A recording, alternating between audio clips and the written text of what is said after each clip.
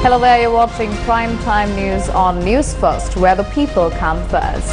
For the News First team, I'm Nuki Portia, and our sign language interpreter for tonight is Brian De Cruz. Before we head into stories in detail, let's start off with a look at tonight's headlines.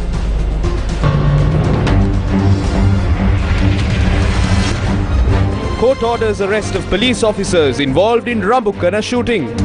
President invites all parties to discuss formation of a new government. Prime Minister says President has not asked him to resign. US Congressman to disclose those swindling Sri Lankan assets. 1 year since the ban on chemical fertilizer. 45% of crop damages. Serve justice for farmers. Demands by university lecturers. Several bodies exhumed for DNA tests to determine Sarah Jasmine's status.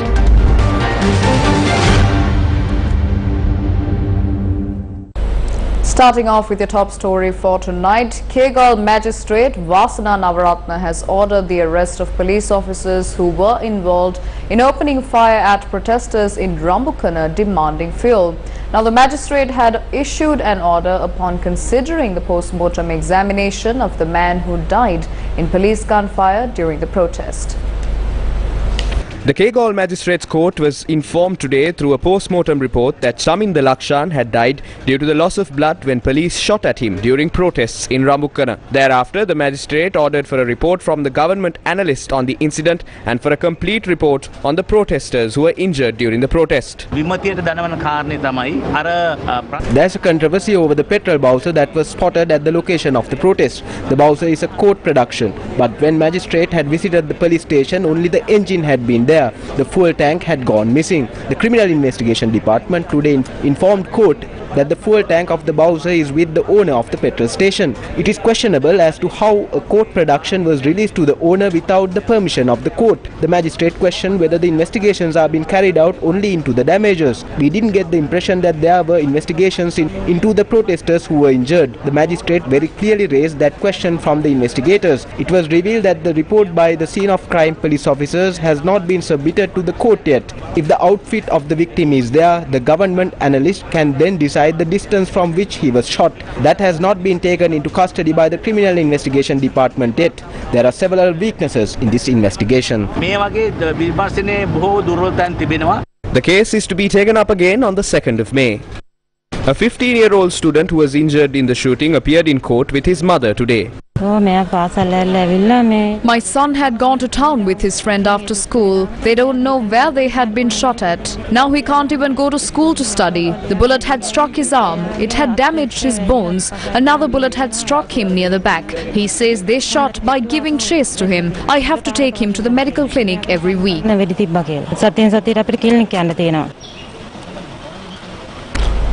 Sri Lankans are exercising their democratic right to protest, demanding the resignation of the government. However, several questions have arisen from the political crisis faced at present. Now, will the President, Prime Minister and the government step down by listening to the people's demands? President Gotabaya Rajapaksa has written to all political party leaders, inviting them for a meeting at 10:30 a.m. on Friday. The letter says that the meeting would cover matters on an all-party government that can be formed after the resignation of the Prime Minister and Cabinet. The President has said he expects to discuss the structure of the all-party government, the time required to form it and its responsibilities. President Gotabaya Rajapaksa has informed the leaders of political parties represented in Parliament that he agrees in principle on forming an all-party government.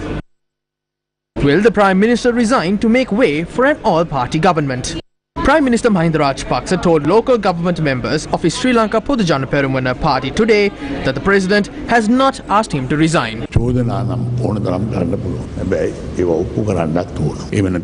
There can be any amount of accusations, but they must be proven. We can't act beyond the constitution and destabilize the country.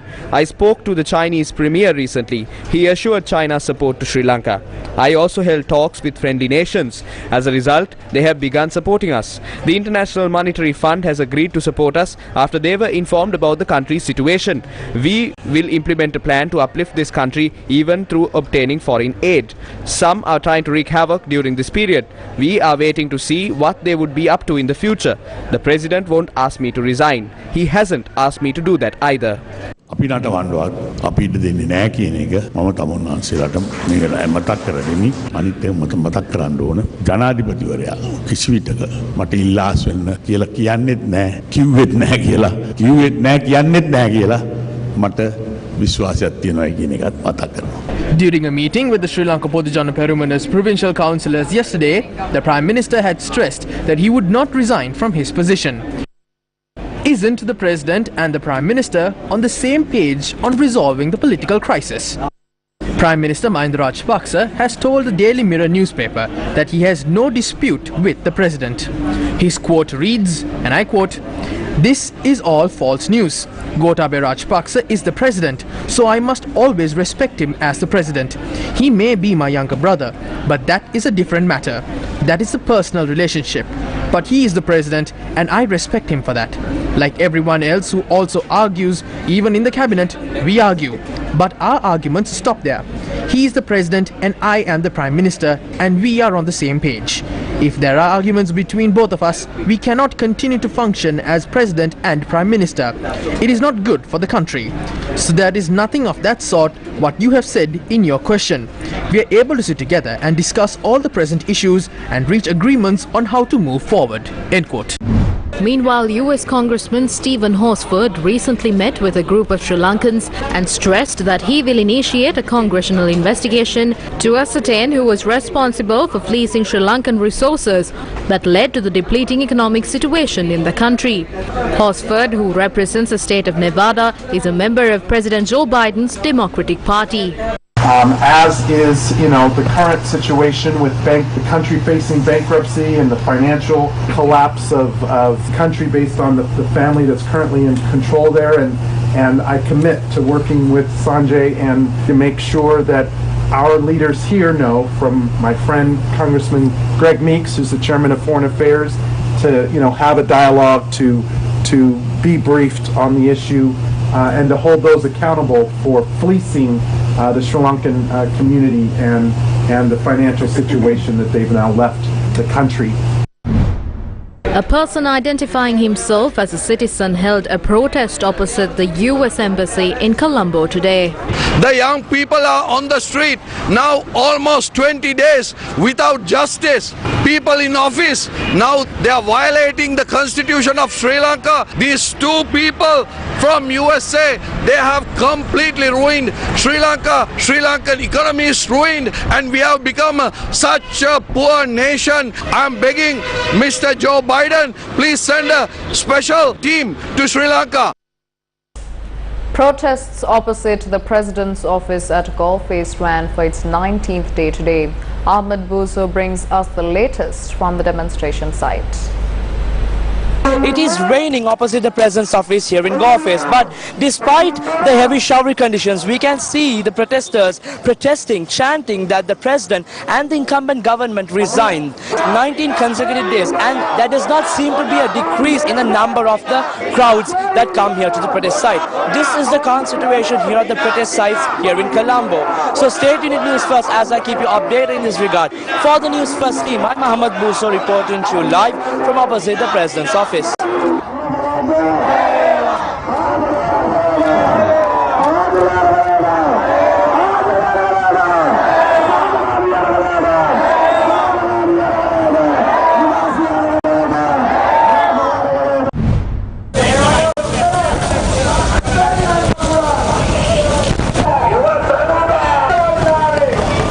Large crowds gathered at Golface today demanding the resignation of the government, including the President and Prime Minister.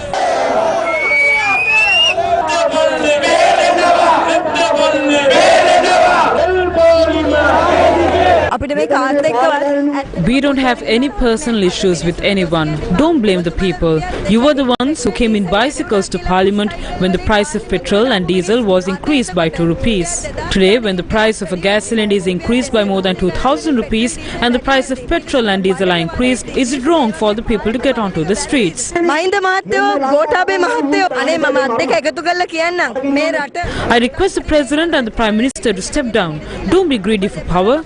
I don't understand why they are not stepping down. What I feel is that there are not people who love this country. The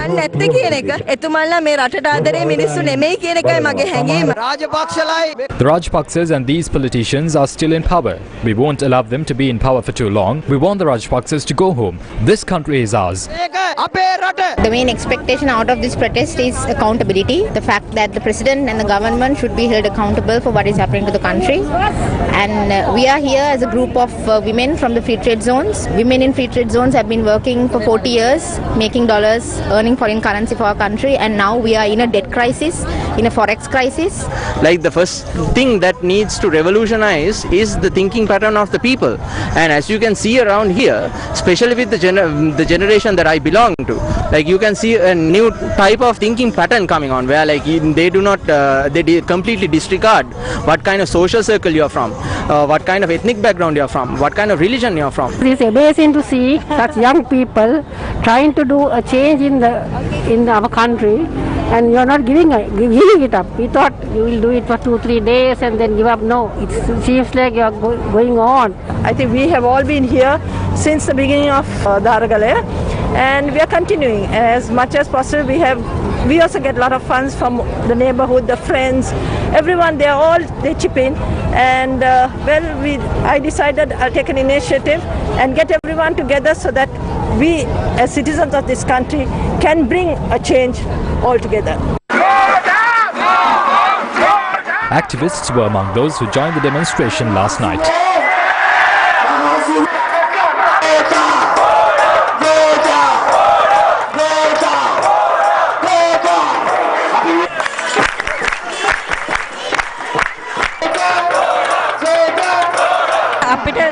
We need a change in system. They engage in politics only if they are given special privileges. They enter politics to loot the people. We do not need a political system in which there are thieves. We need intelligent people to rule this country. Gotabe Rajapaksa Karunakala Obage Oya Gatta Hora Kayamu Deval Gila Yanda Karunakala. මට හම්බුණා එකෙක් කියනවා මේ මොරල්ල මුන්චිපල් වරදාර ගෝපාද්දි කොට ගෝම් කොට මොරල්ල මුන්චිපල් වරදාර ගෝපාද්දි කොට ගෝම් කොට ඒ bus load කරන්නේ එහෙම හැම පවුලකම එකෙක් හරි ඉන්නවනේ බං අර මෝඩයාට පොඩ්ඩක් කියලා දෙන්න පුළුවන් එකෙක්. ඒ ඔය වැඩේ කරන්න එපා. තාත්තා වුණාට තාත්තා ඔය කරන්න යන වැඩේ ගොන් ඕක කරන්න එපා කියලා කියන්න පුතෙක් හරි ඉන්නවනේ හැම ගෙදරකම හැම පවුලකම මේ පවුලේ එහෙම එකෙක්වත් නැහැ. The Perahara was held at Golf Fairs last night along with religious observances.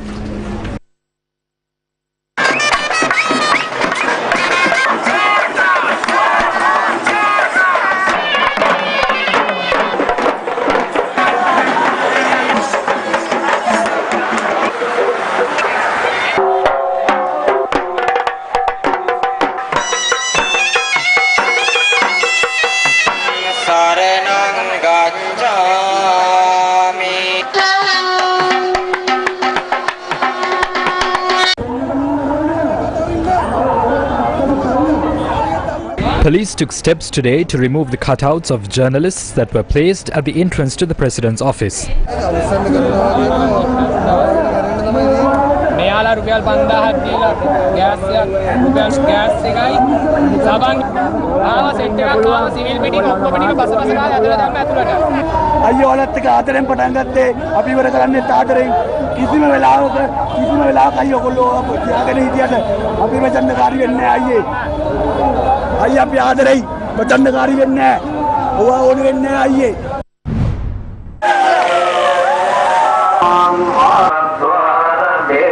Protests are continuing to take place opposite temple trees, demanding the resignation of the government.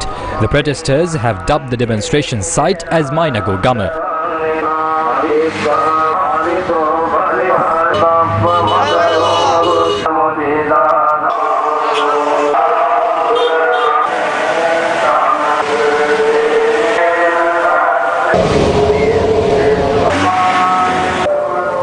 Our cameras captured how police buses had been parked on pavements.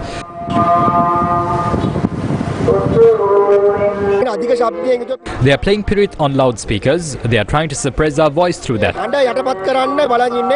The country won't face this situation if they had listened to religious sermons earlier. They have not given up on looting. They have parked buses to block pedestrians from using the pavement. They are trying to suppress us.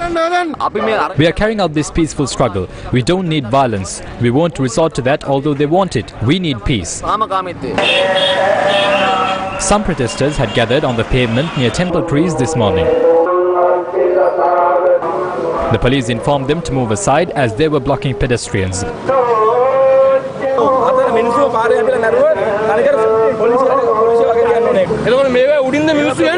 Are people supposed to fly over this area? Are they considerate towards the people? We are drivers. If we knock down a person, the police charges us for an offence.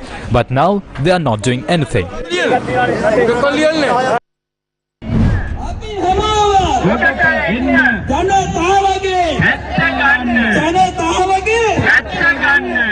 Sri Lankan expatriates held a protest opposite the UN headquarters in Switzerland's city of Geneva. They demanded the Sri Lankan government to resign in the wake of the crisis that has affected them.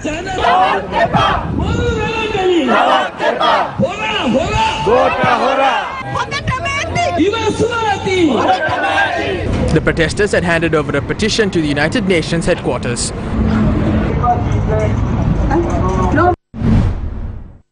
Will there be a trade union action tomorrow? Several unions have decided to launch a trade union action demanding the resignation of the government, including the President and the Prime Minister. The Government Medical Officers Association will join the trade unions that will be on strike tomorrow. The GMOA has organized many protests across the country. We won't hesitate to resort to a stronger trade union action if the government doesn't listen to the people's opinion.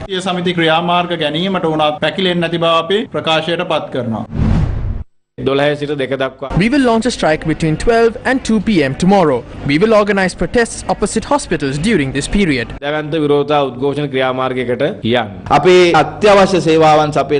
workers in our essential service sector will report to work while being clad in black. We will launch a black struggle at hospitals tomorrow.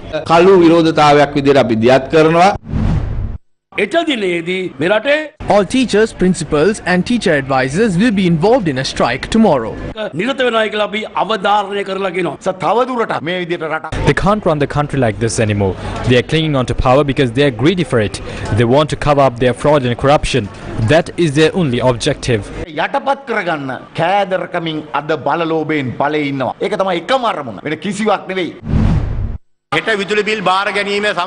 We will not accept electricity bill payments tomorrow. We will not go for a strike while depriving the people of electricity. We will launch a token strike. We are asking them to resign with dignity.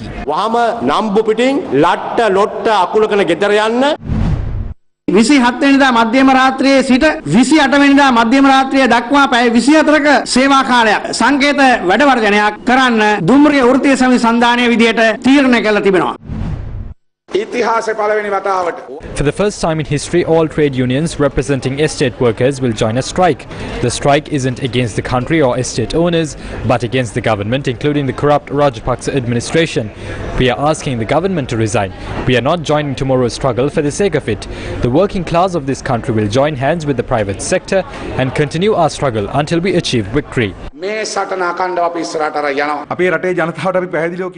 for the people that either Gotabaya should resign or they end up in their graves. These are the only two possible outcomes. First, Gotabaya Rajapaksa should resign. The executive presidency should be abolished. The people need economic relief. Don't talk about an economic crisis after that.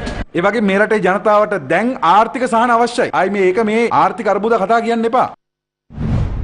The economic crisis has forced people to take to the streets demanding the government to resign. Now families are finding it difficult to even lay their loved ones to rest. Earlier we used to buy a roll of polythene for 9,000 rupees. Now it costs 21,000 rupees. A can of formalin which was at 9,000 rupees is now 18,000 rupees. We find it difficult to carry out this service amidst the rising fuel prices. We can't even sell a coffin for 25,000 rupees. We can't carry out our final rites in a respectable way. තමන්ගේ අවමංගල කටයුතු කරගෙන යාමට නොහැකි තත්ත්වයක් තමයි උදා වෙලා තියෙන්නේ. මේ මිනිස්සු ඇවිල්ලා සාහෙන මේක වැඩේ කරගන්න බැරි මෙච්චර සල්ලි නැතේ වියදම් කරගන්න බැරි කියලාත් මෙහෙම කියනවා. අතම ගියොත් මිනිස්සු ඉතා අසීරුණු තත්ත්වයෙන් තමයි මෙතෙන්ට පැමිණෙන්නේ. පෙට්ටියක් දැන් අපි දෙන්නේ තාම ඒ ගන්නටමයි. දැන් හැමදේම වැඩි වෙලා තියෙන්නේ. මිනිස්සුන්ට තවත් ඉතින් ඉස්සරහට මේ වගේ වුණොත් එහෙම අයි කර කියා ගන්න දෙයක් අපිට කියන්න බෑ.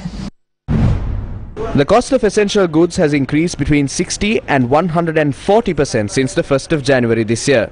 According to central bank data, food inflation in March had reached 29.5%. Food inflation until October last year had stood at less than 10%. However, food inflation levels do not reflect the increase in the cost of many non-food items. Newsfirst took a closer look at the cost of these products. Since the 1st of January, the cost of 92-octane petrol has gone up by 161 rupees, reflecting a 91% increase, while diesel had gone up by 168 rupees, a 139% increase from the cost in January. The cost of a 12.5 kilogram gas cylinder has risen by 77%. A kilo of sugar that was at 147 rupees on the 1st of January now stands at more than 260 rupees. A 400 gram packet of milk powder has increased by more than 310 rupees. Cement, which cost 1,275 rupees, is now being sold at 2,850 rupees. The cost of many goods and services has doubled this month alone. We feel that the expenses of a family of 4 would have gone up by about 10,000 or 15,000 rupees in April when compared to January. This is serious because the income of people has not gone up. When the expenses only increase, it makes life difficult for the people.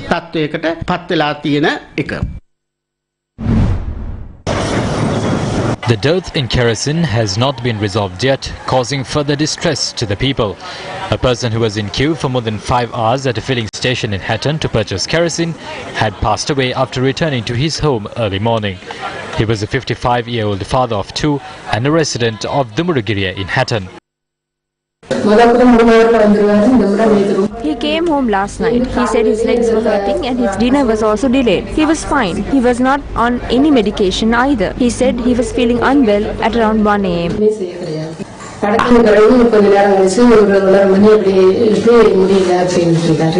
The remains of the deceased has been sent to the judicial medical officer at the Dikkoya Base Hospital. The filling station in Hatton received a 6,600 litre stock of kerosene from Sipetco last night for the first time in several weeks. Crime Watch. An Ayurvedic doctor has been stabbed to death by a beggar in Bathuramulla.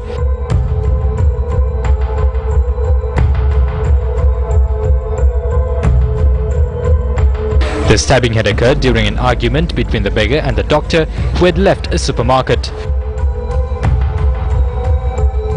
The deceased was a 57-year-old Ayurvedic doctor who was a resident of Malabe. Investigations are underway to identify the suspect. News First with the people. Let's now toss over to a short commercial break. Do stay with News First. We will be right back.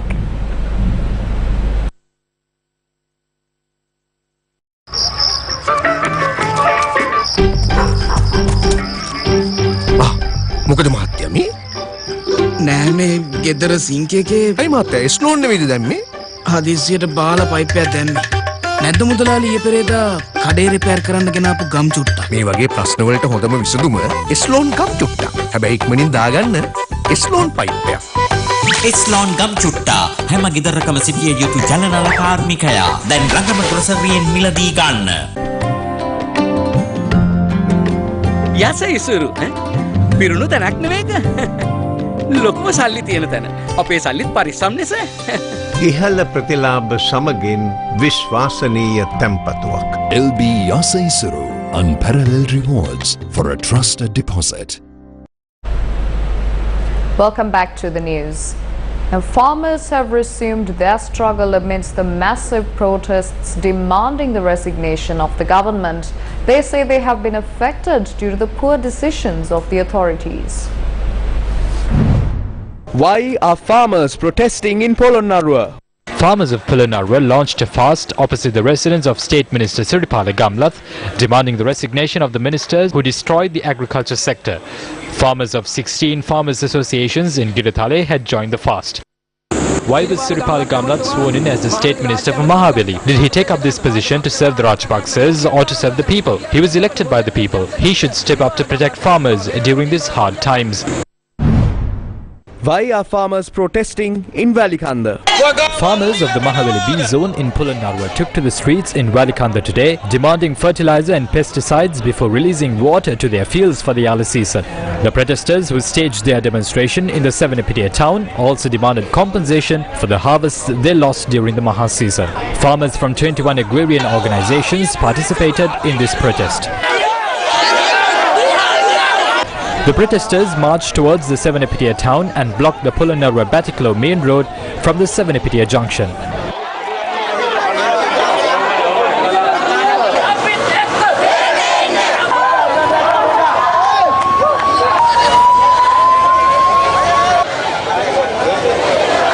Police officers who arrived at the location suggested the protesters to meet the divisional secretary. The farmers then demanded the divisional secretary to visit them at the protest site.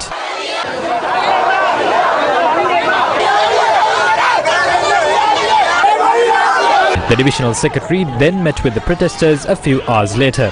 The protest was called off after the divisional secretary assured that their issues would be resolved.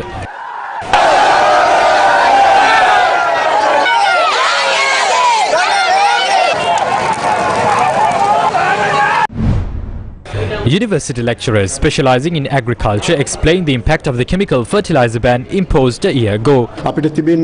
Based on statistics, we can see that the total paddy harvest has dropped by about 45%. Food security is a part of national security and we are losing it. This has not only destroyed the economy of the country but also the livelihoods of farmers. Whether we are in pain or not, I doubt if it is a good idea to import rice or beg for rice from another country. However, currently we have been forced to import rice to this country for consumption. If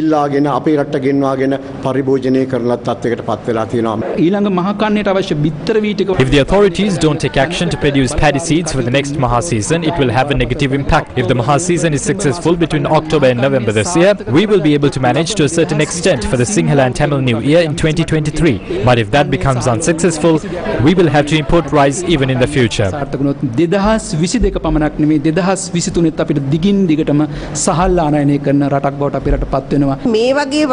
In a situation like this, it is impossible for a farmer to pay 39,000 rupees and buy a 50-kilogram bag of fertilizer. That is why farmers need subsidies. But I do not recommend a full subsidy. If the government at least provides a half subsidy, it would be enough. Otherwise, we will have to face a severe economic and food crisis when local production drops.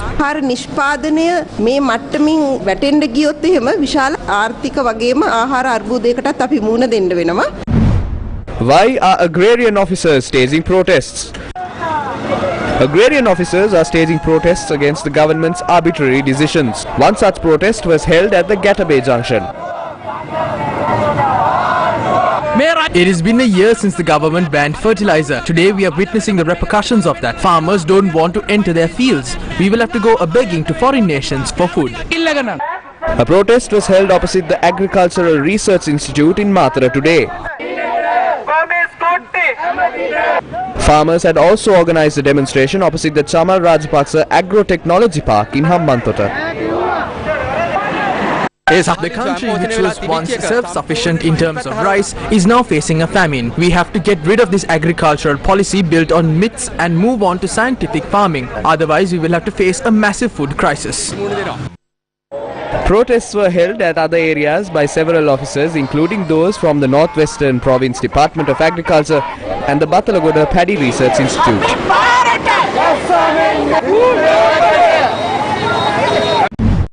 Why are farmers of the National Farmers Collective staging protests?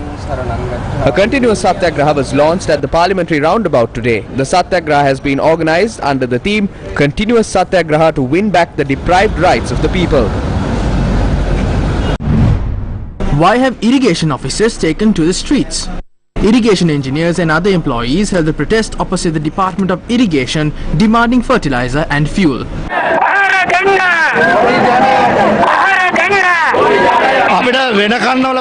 Unlike previous seasons, we now have enough water in reservoirs to cultivate throughout the entire season. But there is a serious problem because farmers aren't entering their fields. Farmers can't cultivate if they are facing losses. Employees of the Kantale Divisional Irrigation Engineers Office marched towards the Gota Gama protest site in Kantale today.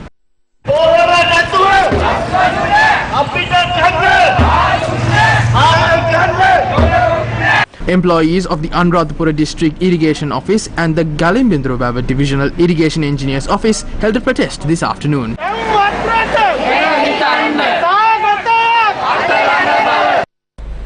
The stock market recovered today with the all-share price index rising up by 6.81% and the S&P SL20 index rising up by 13.52%.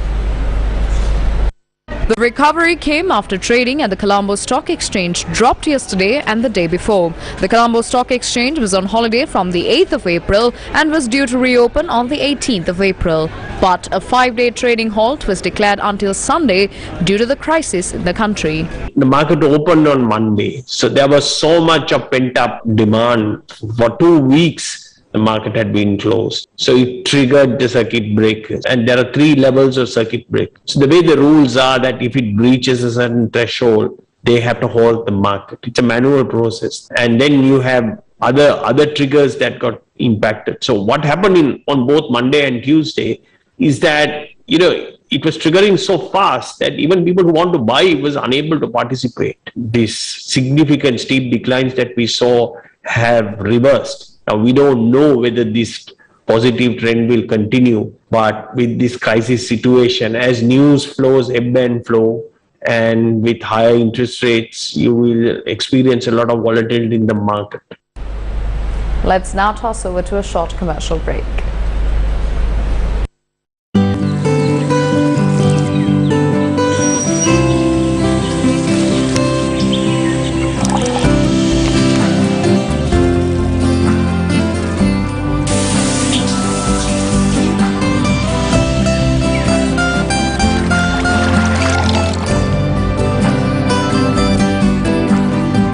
නිවෙස පුරා ගලන මේ සතුට සුරක්ෂිත කරන්නේ S-lon insight.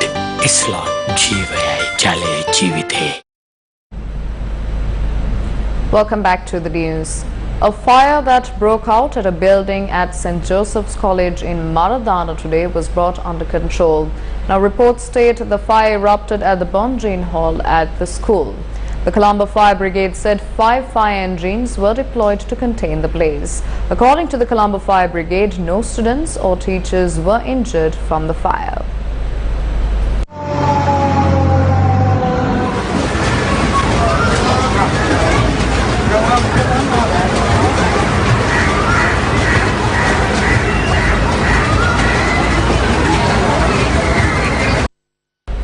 The Struggle for Freedom rally organized by the Samagi Jana Balavege reached Galigamur today.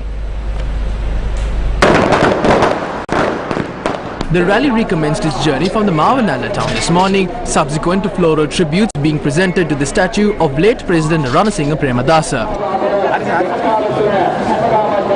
හිතාදර මිත්‍රවරුනි 69 ලක්ෂයක් ජනාධිපතිවරයෙක් පාර්ලිමේන්තුවේ 3/2 My dear friends, we will not strike deals with deceptive clans and a president who had 2/3 majority plus a mandate of 6.9 million, yet failed to develop this nation. Today is Crow and Raven Appreciation Day. Today, the bootlickers of Basil Rajapaksa are accusing us of striking deals. Sajid Premadasa does not strike deals with thieves who ruined this country. One set wants a president to resign, another wants a prime minister to resign. When we do not support their plans, they accuse us of striking deals. Our deal is with the 22 million people who live on this land. පොළොවට පය ගහලා ජීවත් වෙන ලක්ෂ 220ක් වූ පොදු ජනතාවත් එක්කයි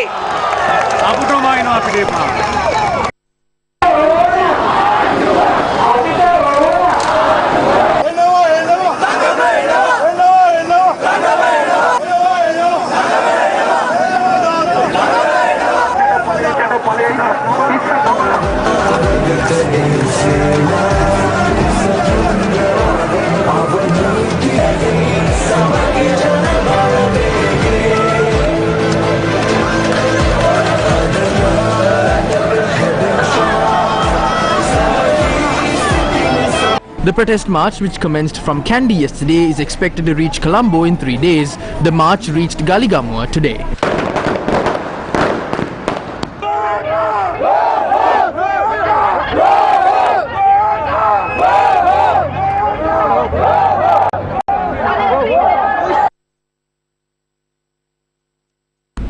The remains of those who died in an explosion at Saint-Domingue in 2019 were exhumed today.